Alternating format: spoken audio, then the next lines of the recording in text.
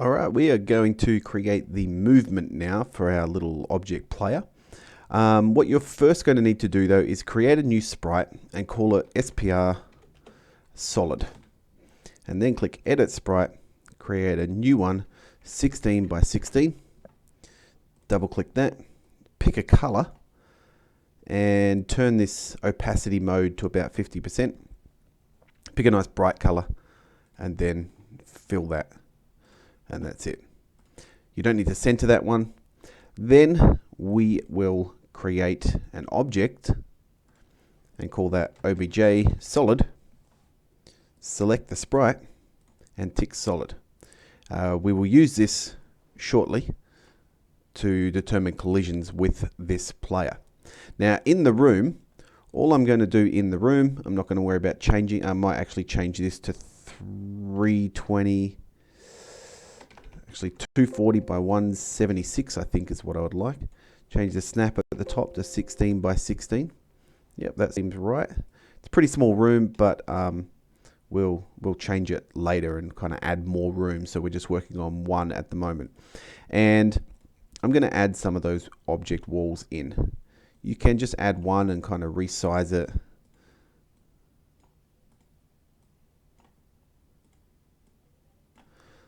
That'll do for now. I'll add one in the middle. Okay. So we need to create a object player.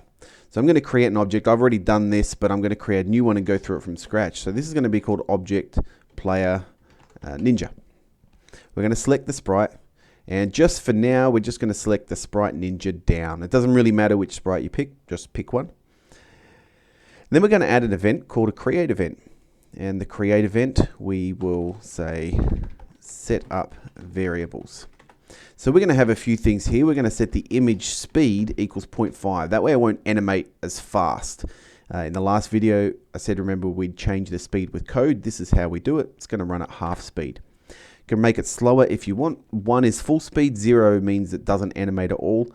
Any number in between, so from 0.1 to 0.9, we'll animate it at different speeds. We're going to add a variable called player health and set it to 10. We're going to add a variable called player speed and set it to 4. And that's all we need that I can think of for the moment. So in the step event, this is where the majority of our code is going to be. So we are going to check if keyboard check VK left. For the first one, I'm just going to write an OR statement here. You don't need to do this. Or keyboard check ORD A would be left.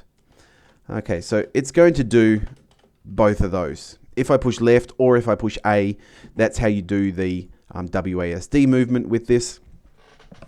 So I'm just going to do that for the first one, but I won't do it for the rest.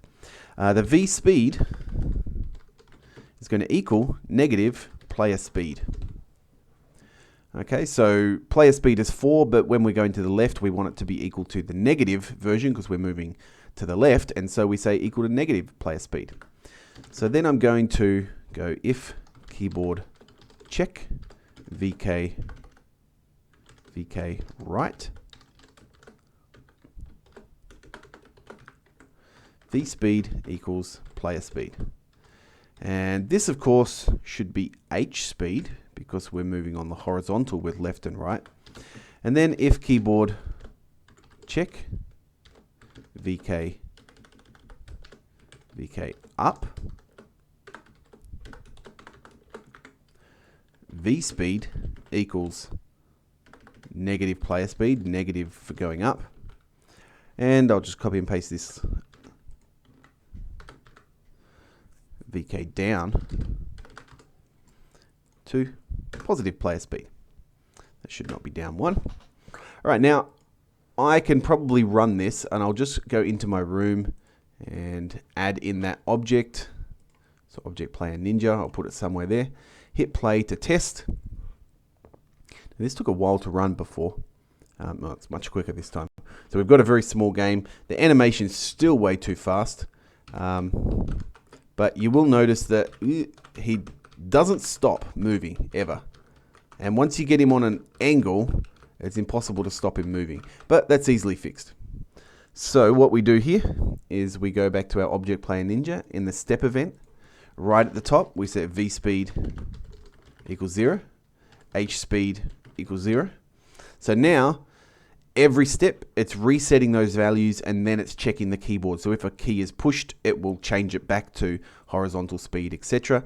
But every frame, if we're not pushing a key, it will reset it. So now I can move, and that works really well.